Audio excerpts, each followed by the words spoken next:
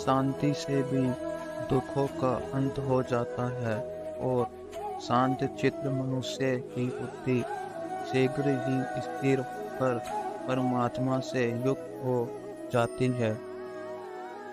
क्यों व्यर्थ की चिंता करते हो? किससे व्यर्थ में डरते हो? कौन तुम्हें मार सकता है? आत्मा ना पैदा होती है ना मरती है, हर काम का फल मिलता है। इस जीवन में ना कुछ होता है ना व्यर्थ होता है। विषयों का चिंतन करने से विषयों की अस्थि होती है, अस्थि से इच्छा उत्पन्न होती है और इच्छा से क्रोध होता है, क्रोध से सम्मोहन और अविवेक उत्पन्न होता है। स्वयं का प्रयत्न करते हुए ज्ञानी मनुष्य के मन को भी चंचल इंद्रिया बलपूर्वक कर लेती है। जिसकी इंद्रिया वंश में होती है उसकी बुद्धि स्थिर होती है। जो भी मनुष्य अपने जीवन आध्यात्मिक ज्ञान के चरणों के लिए संकल्प में स्थिर है, वह सामान्य रूप से संकटों के आक्रमण को सहन कर सकते हैं और निश्चित रूप से खुशियाँ और मुक्ति पाने के पात्र हैं। जब तुम्हारी बुद्धि मोह रूपी दलदल को पार कर जाएगी, उस समय तुम शास्त्र से सुने गए और सुनने योग्य वस्तुओं से भी वैराग्य प्राप्त करोगे।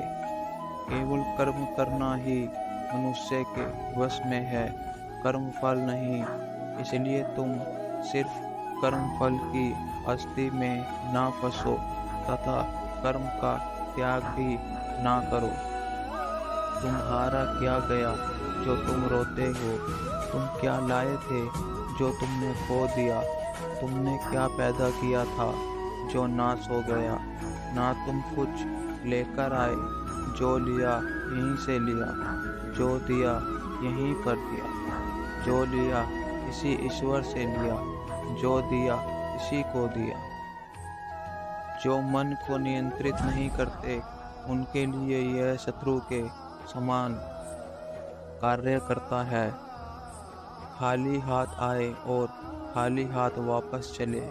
जो आज तुम्हारा है कल और किसी का या परसों किसी और का होगा।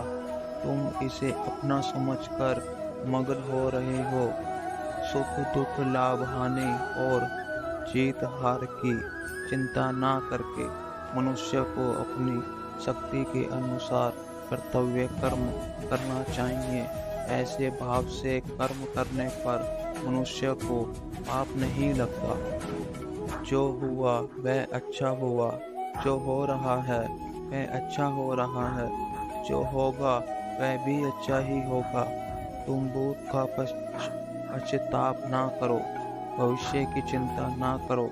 वर्तमान चल रहा है। क्रोध से भ्रम पैदा होता है, भ्रम से बुद्धि व्यर्थ होती है।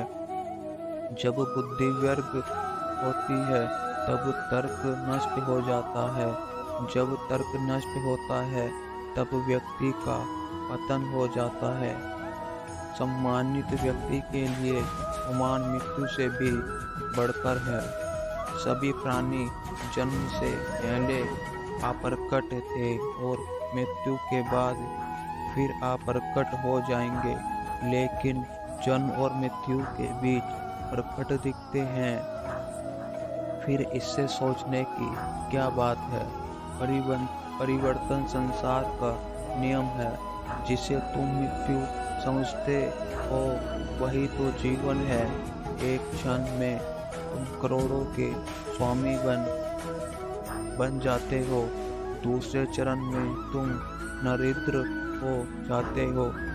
शस्त्र आत्मा को काट नहीं सकते, अग्नि इसको जला नहीं सकती, जल गीला नहीं कर सकता और वायु इसे सुखा नहीं सकती। जैसे मनुष्य अपने पुराने वस्त्रों को उतार कर दूसरे नए धारण करता है, वैसे ही आत्मा मृत्यु के बाद अपने पुराने शरीर को त्याग करके दूसरे नए शरीर को प्राप्त करती है। आत्मा ना कभी जन्म लेती है और ना मरती है। शरीर का नाश होने पर भी नष्ट नहीं होती। उम्मीद करता हूँ दोस्तों ये वीडियो आपको पसंद आई होगी। जल्द मिलते हैं अगली वीडियो में। भगवान श्री कृष्ण सदा आपको खुश रखे और आप स्वस्थ रहे। जय श्री कृष्णा दोस्तों।